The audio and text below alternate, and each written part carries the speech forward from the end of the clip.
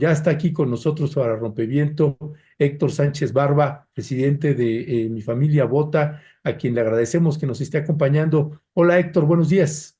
¿Qué tal, Ernesto? Muchas gracias por la invitación. Pues gracias, gracias a ti. Te vemos de aquí para allá por todos lados. Vemos tu imagen, andan en la corredera total. Héctor, hay una preocupación también aquí en la comunidad mexicana y en otras partes del mundo por el proceso electoral en los Estados Unidos. ¿Cuál es el balance que tienen? Y con base también a las encuestas que se está viendo, pareciera que hay un empate técnico y que el voto latino pues jugará una parte fundamental para esto. Sí, Ernesto, hay una problemática muy seria en el país. Estamos muy preocupados por la posibilidad de que Trump sea electo o un segundo término de presidente. Ya vimos lo que puede hacer o lo que hizo en 4 años. Devastó el país, puso extremistas en la Suprema Corte, en cortes federales, en el Congreso y han hecho cosas que nunca habíamos visto en la historia de esta democracia. Es un extremismo muy claro y está bien delineado en la propuesta 2025 que acaban de presentar. Hay tendencias fascistas muy preocupantes. Entonces, no es este tema, la posibilidad de que Trump sea electo, solo preocupante a nivel doméstico, que es lo que yo represento a nivel de Estados Unidos, pero a nivel mundial. Tener una persona tan inestable y extremista puede tener repercusiones internacionales y desde esa perspectiva nos debe de preocupar mucho a México y como mexicanos las posibilidades de que Trump sea electo. Y podemos Sí. hablar de los específicos de cómo va a afectar a México, pero para responder tu pregunta en términos de la elección, Ujú. una elección muy cerrada, están literalmente empatados en este momento, pero tenemos mucha esperanza porque en el lado progresista hemos hecho trabajo por muchas décadas de campo, de educar a la comunidad, de movilizar a la comunidad y a veces las encuestas es muy difícil que midan eso. Entonces ahorita estamos como organización, tenemos la operación de campo más grande y estamos en 10 estados movilizando a la comunidad latina. Ahora voy a Nevada, a Arizona, dos estados donde el voto mexicoamericano va a ser central y puede definir la elección. Entonces tenemos mucha esperanza, que es la belleza de la democracia, no perder la esperanza y seguir luchando porque es muy preocupante que este personaje sea electo. Ujú. Te cuento algo que pues tengo mi certeza que también lo tienes tú muy medido. Durante la administración pasada, eh, pues parecía acá desde México que no había una diferencia entre el Partido Demócrata y el Partido Republicano. Acá, por ejemplo, eso es en lo que toca a una base político-social o una base social que no necesariamente había estado tan politizada hasta que entró el presidente Andrés Manuel López Obrador. Pero también hay un posicionamiento de corrientes de izquierda en donde se ha presentado dilemas que les llamamos éticos, donde de pronto se ve a Kamala Harris apoyando al gobierno de Israel y hay aquí una defensa una defensa hacia el pueblo palestino por el genocidio que se está perpetrando allá. Y de pronto sentimos que se revuelve todo y entonces hay un planteamiento muy generalizado en México, que no sé si lo percibes tú también, que se dice, pues es exactamente lo mismo si llega Trump o si llega Kamala Harris, si llega un republicano o llega un demócrata. Si hay alguien que tiene muy claro esto, eres tú, que te ha tocado incluso también tener negociaciones con distintos presidentes de la República y presidentas. Sí, no, es muy claro. Llevo mucho tiempo trabajando política pública en Washington, he negociado con los presidentes en muchos de estos temas. Es día y noche. Es la posibilidad de negociar con los demócratas, las puertas totalmente abiertas de negociación real. Con Trump las puertas estuvieron totalmente cerradas durante su administración. No hay que confundirnos en la política exterior.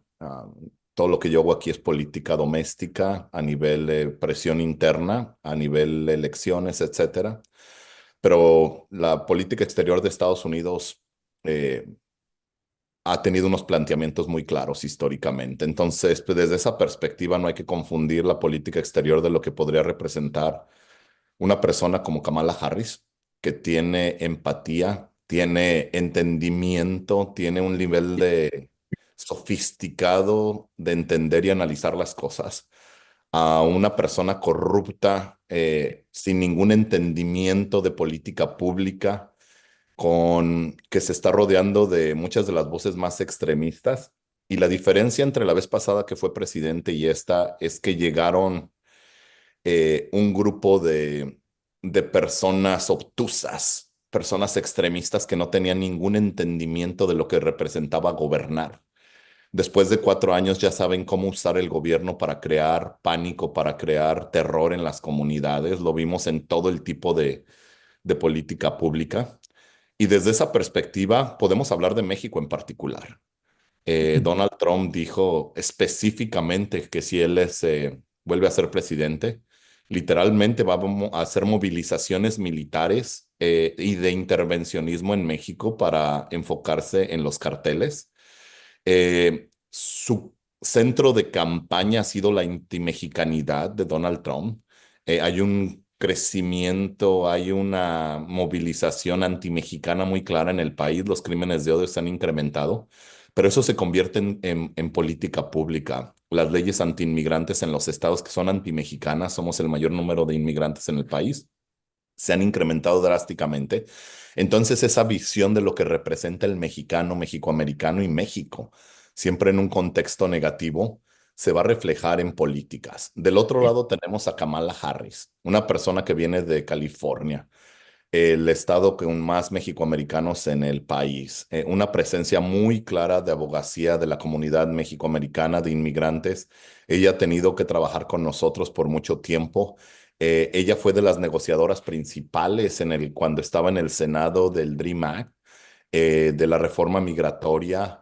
Entonces tenemos que entender la realidad de Estados Unidos y no juzgar todo con una visión de son lo mismo, porque cuando se dice son lo mismo en términos de política exterior puede afectar mucho eh, las relaciones, por ejemplo, con México. ¿Qué posibilidades y qué oportunidades hay de tener la primer mujer electa en Estados Unidos, en la historia de Estados Unidos, con la primer mujer electa en la historia de México?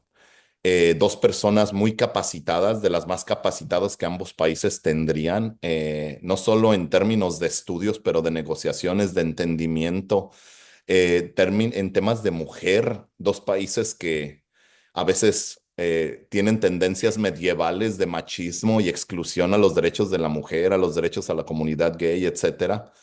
Hay muchas oportunidades si ella es electa. Del otro lado, con Donald Trump, hay muchas preocupaciones. Entonces debemos verlo desde esa posibilidad. Y el voto mexicoamericano debemos asegurarnos que Donald Trump no es electo. Ya, Héctor Sánchez, te pregunto también, para quien te está escuchando y la comunidad mexicana en los Estados Unidos, que nos escriben mucho, ¿qué decir de cómo fue el modelo de gobierno? ¿Cómo impactó a la comunidad latina la administración pasada de Donald Trump? ¿Cuáles son los datos duros que ustedes tienen? Fue devastadora. Debido a la administración de Trump, se ha dejado las posibilidades de una reforma migratoria real detrás.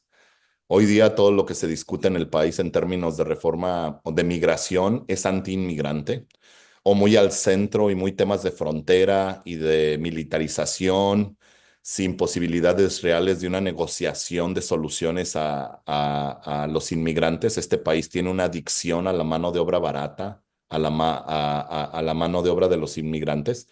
Entonces, debido al extremismo que ha representado Trump y el grupo MAGA, su grupo extremista, se ha vuelto totalmente a la derecha el tema migratorio. Cuando ustedes tienen un partido, los republicanos, que su lema oficial de campaña es deportación masiva, eso lo vimos en la campaña de los republicanos donde fue anunciado Trump es muy peligroso para el país. Cuando tienes un presidente perdón, un candidato que está diciendo voy a deportar a 11 millones de personas, es totalmente irracional. Este país depende mucho de la mano de obra inmigrante. Fuimos los inmigrantes los que salvamos a este país y esta economía durante COVID. Ya no hay una dependencia, es un sistema que funciona para Estados Unidos, es un sistema muy claro donde tienes una mano de obra de 11 millones, una mano de obra explotable, una mano de obra que no tiene derechos, una mano de obra que no se le dan la ciudadanía para que tenga derechos políticos y de participación cívica. Es muy claro lo que se está haciendo. Eso nada más en el tema migratorio. Si empezamos a hablar tema por tema, podemos hablar de los temas principales de la economía. ¿Qué significa? Y esto es muy poco pensado a nivel internacional, que la persona más rica del planeta, Elon Musk, esté ligado a Donald Trump. La riqueza de Elon Musk dentro de 5 años va a ser el mismo nivel que el Producto Interno Bruto de Rusia, por ejemplo. Un individuo tiene el mismo poder económico que uno de los países más importantes del planeta y que sean extremistas. ¿Qué significa eso en temas económicos? ¿Qué significa eso en temas de concentración de la riqueza? La comunidad latina en el país somos más que nada una comunidad trabajadora, de clase trabajadora. Con Donald Trump se evaporaron muchos de los derechos básicos para los trabajadores en general. En temas de educación, que es otra de las prioridades, quiere destruir la educación pública, etcétera. Podemos hablar de temas de salud. ¿Quiere desaparecer la Secretaría de Educación Pública? Quiere desaparecer la secretaría, lo intentaron en su primer gobierno, ahorita es parte de la campaña, lo ha dicho muchas veces, lo repitió de hecho ayer en uno de los meetings. ¿Qué significa desaparecer la educación pública en un país? Es muy peligroso y podemos hablar de temas de salud, podemos hablar de temas de abusos policíacos, ¿Qué, qué, entonces qué, es qué le, peligroso. qué le dirías, Héctor, por ejemplo, nos escribe Cel Cruz, ¿no? Dice, qué complicado, yo vivo en Wisconsin, un estado mayormente republicano y donde quiera que vaya hay mucha propaganda para Donald Trump. ¿Qué decirle precisamente a toda esta gente latina que está en estados mayormente republicanos?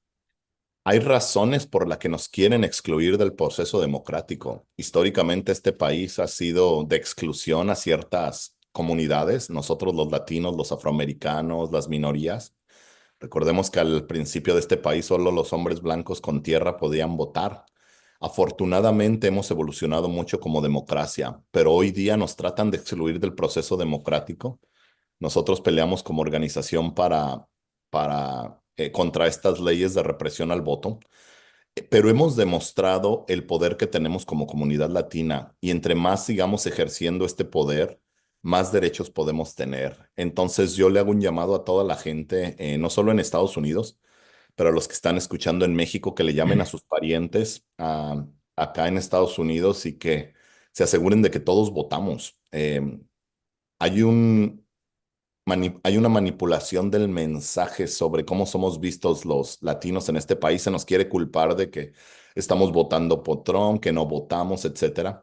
Hemos demostrado que salimos a votar cada elección en números históricos. Hemos cambiado la composición extremista de California en los 90. Era un estado extremista, hoy es uno de los estados más progresistas en el país. Fue gracias al voto mexicoamericano. Cambiamos la composición en Arizona también desde esa perspectiva. Entonces, hemos jugado un rol central la comunidad mexicoamericana en la defensa de la democracia. Y recordemos algo, y esto ningún medio lo dice. Después del 2020, cuando Donald Trump perdió las elecciones, todos decían, no, pues los latinos votaron por Trump, etcétera. No es cierto. La mayoría de todas las minorías en el país votamos por sacar a Trump. Solo el voto blanco votó en mayoría, el 58%, la comunidad blanca en el país, por una continuidad del extremismo de Donald Trump. Entonces, somos la esperanza de una mejor democracia y tenemos que seguir saliendo por nuestras familias.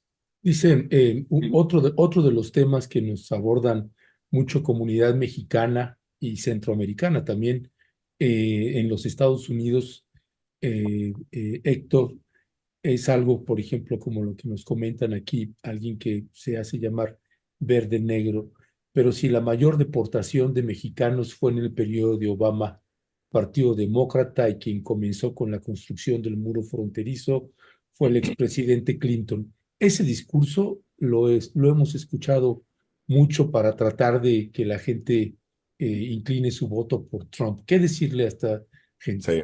Sí. No, es un punto muy importante. Yo tuve muchos desacuerdos con el presidente Obama en temas de deportaciones. Hicimos protestas, hicimos movilizaciones. Recordemos que las movilizaciones masivas más importantes en la historia de Estados Unidos fueron en relación a la reforma migratoria, pero había posibilidades de una reforma. Recordemos que cuando los demócratas están negociando con los republicanos siempre piden mano dura en tema de migración, siempre piden más militarización, etcétera. Son parte de las negociaciones que los demócratas han hecho contra los republicanos. No que nosotros estemos de acuerdo con eso, pero son parte de esas negociaciones. Pero recordemos que las únicas veces que se ha dado elementos positivos recientemente en temas migratorios han sido con los demócratas. Son los que han empujado una reforma migratoria, son los que pasaron el Dream Act para los Dreamers, para los soñadores.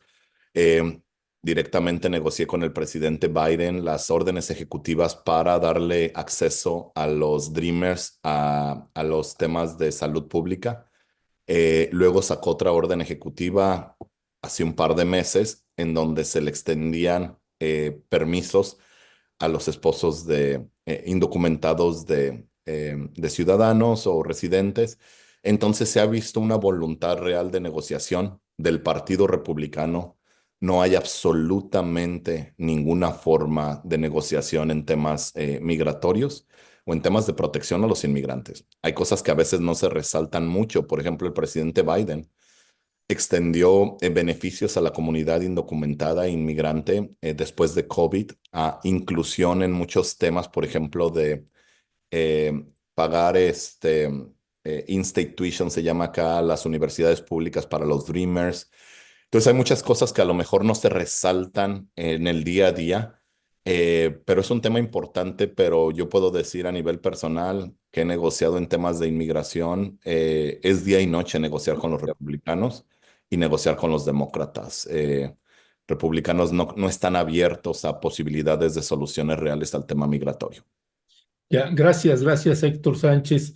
Eh, eh, Dime una cosa también, en esta parte de los diálogos y negociaciones que te ha tocado tener, entiendo que has tenido negociaciones con el presidente Biden y con Kamala Harris ya como candidata. ¿Eso es así? Y si es así, ¿cuál fue el tipo de diálogo que se negoció ahí con Kamala Harris? Me gustaría contextualizarlo del tipo de respeto, pero con líderes latinos.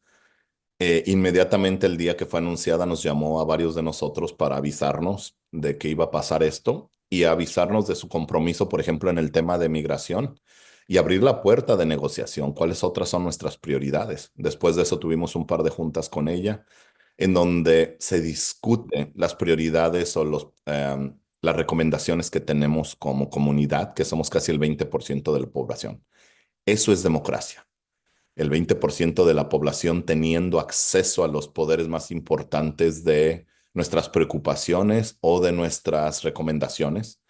Con Trump nunca pasó cuando él fue presidente. Nunca se reunió con ninguno de los líderes más importantes latinos que representamos a la comunidad. Nunca hubo acceso a la Casa Blanca a ningún nivel. No estoy hablando solo con el presidente, pero las negociaciones diarias que se tienen que dar en cualquier tipo de política pública. Entonces es día y noche también, como ya lo había mencionado. Y no solo es eso, es no solo el simbolismo de respeto, pero el acceso real para empujar a que haya política pública inclusiva. Nosotros le pedimos a la vicepresidenta que queríamos ver específicamente su agenda de política pública en cada uno de los temas, nos la entregaron. Yo tuve un evento con la familia King, del doctor King y su fundación, en donde invitamos a las campañas a que nos presentaran sus prioridades públicas para la comunidad latina y afroamericana. Vinieron inmediatamente la gente de la campaña de Harris, la campaña Trump ni siquiera nos contestó. que ha sido un ejemplo constante de esa comunidad. Entonces es claro dónde están ambas campañas.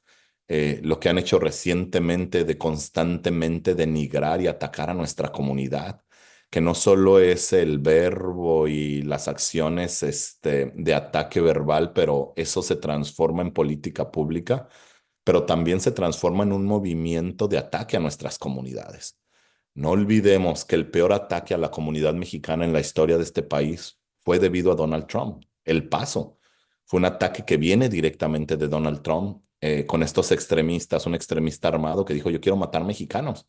Me voy a ir a la ciudad donde más mexicanos hay y la mayoría de la gente que mató fueron mexicanos. Mucha gente se olvida de esto y se olvida de que fue Donald Trump directamente la persona que incita este tipo de situaciones, que no es solo una persona, es un movimiento nacional que es muy preocupante.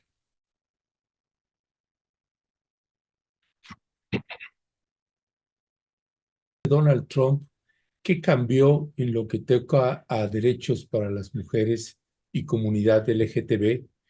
Y dos, si pudieras explicarle a cualquier ciudadano o ciudadana que no sepa el proyecto 2025. El tema de la mujer es un tema muy triste en Estados Unidos. A mí me dio mucha alegría, estuve en México recientemente viendo que la Corte Suprema y movilizaciones nacionales están otorgando cada vez más derechos a la mujer en temas reproductivos, en temas de equidad, etcétera, a nivel estructural. Aquí nos estamos regresando a una época medieval en donde se le quitó los derechos reproductivos a la mujer que había otorgado la Suprema Corte hace 50 años.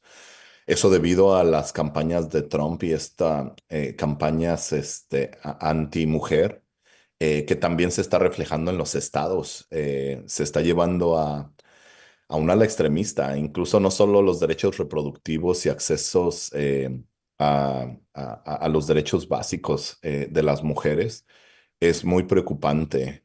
Desde esa perspectiva me gustaría hacer la pregunta, ¿qué significa o qué significaría tener a uno de los personajes más misóginos en la política pública de este país que tenga que negociar con la primera mujer electa en México? ¿Qué representaría eso a nivel interacción, a nivel negociación, a nivel respeto? Es muy preocupante. Segundo, en los temas, por ejemplo, con la comunidad gay en Estados Unidos, también ha habido unos ataques muy serios a tratar de quitar los derechos de trabajadores en la comunidad gay. Esta Suprema Corte también ha retrocedido, no solo en los temas de mujer que ya mencioné, pero en temas de inclusión. Y a mí me gustaría conectar un tercer tema, Ernesto, que sería el tema de diversidad en el país. Habíamos avanzado mucho como democracia y como comunidad en inclusión, por ejemplo, en las universidades, inclusión en los gobiernos, etcétera. Y con esta Corte Suprema eh, regresó muchas de las leyes que ya se habían aprobado y está afectando mucho la inclusión, que históricamente ha sido un problema en Estados Unidos y eso es directamente ligado a Trump y a su movimiento. Ya, pues Héctor Sánchez, muchísimas gracias. Nada más esta parte del proyecto 2025, si pudieras resumirlo, por favor. Eh, El proyecto 2025 es el proyecto de Donald Trump, donde plantea sus prioridades con el Heritage Foundation y otras fundaciones de extrema derecha que está bien documentado. Y básicamente hacen el planteamiento de lo que van a hacer si Donald Trump vuelve al poder. Y aquí pueden ver claramente dónde quieren estar. Hay claridad en el nivel literalmente fascista a donde quieren llegar estas personas. Hay marcadamente lo que quieren hacer con los inmigrantes, deportación total de los inmigrantes en el país de 11 millones de inmigrantes. Hay claridad en lo que se va a hacer en temas de mujer. Literalmente dijeron que en los estados republicanos van a seguir a las mujeres que estén embarazadas para asegurarse que no tienen derechos al reproductivos o derechos al aborto, etcétera. Podemos seguir en muchos de estos temas. Es muy preocupante y está publicado. O sea, no es algo secreto, no es algo que no esté tan claro. y se refleja también en cada uno de de las presentaciones que Donald Trump hace en el país. Es muy, muy preocupante lo que estamos viendo. Ya, pues Héctor Sánchez, muchísimas gracias por tomarnos la llamada. Héctor Sánchez, presidente de Mi Familia Vota. Y bueno, pues ya está ahí el llamado y las alertas. Pues claro que preocupa y hay que vernos en el espejo de lo que sucedió en Argentina, donde había también debates y llegó un Milei que, como se le dice acá desde México, es el Trump latinoamericano. Así que, pues, un agradecimiento, Héctor Sánchez, y una reflexión final para la ciudadanía. No, yo creo que tenemos una oportunidad. Yo soy y vengo de siempre esperanza y oportunidades en nuestra comunidad. Eh, Otra cosa que quiero hacer a nivel liderazgo es definir bien claramente la mexicanidad y la campaña o la agenda de México. Tengo muchas esperanzas de que si gana la vicepresidenta, que podamos tener las relaciones más importantes, de que México sea el aliado más cercano, con respeto y con negociaciones de más respeto hacia México. Entonces, toda la gente que esté viendo, por favor, si no puede votar, comuníquese con sus parientes que sí pueden votar. Si ustedes están en México, comuníquense con sus parientes que están en Estados Unidos y lo puedan hacer, que se hagan ciudadanos, que se registren para votar. No podemos permitir que este personaje sea electo porque va a ser devastador, principalmente para nuestra comunidad mexicoamericana, para México, pero también para el mundo. Héctor Sánchez Barba, presidente de Mi Familia Vota, muchísimas gracias, un fuerte abrazo. Gracias por la invitación. Hasta pronto. Pues bueno, tremendo el escenario que está en los Estados Unidos con el proceso electoral ya en ciernes y bueno, pues el llamado, hay un llamado importante también a la comunidad latina. Se habla de que puede haber una cifra pues de los 36 millones de votos que puede haber en los Estados Unidos de comunidad latina y mexicanos y mexicanas, pues se habla que posiblemente haya 19 millones de mexicanos, mexicanas y latinos que no vayan a votar y el voto va a ser fundamental.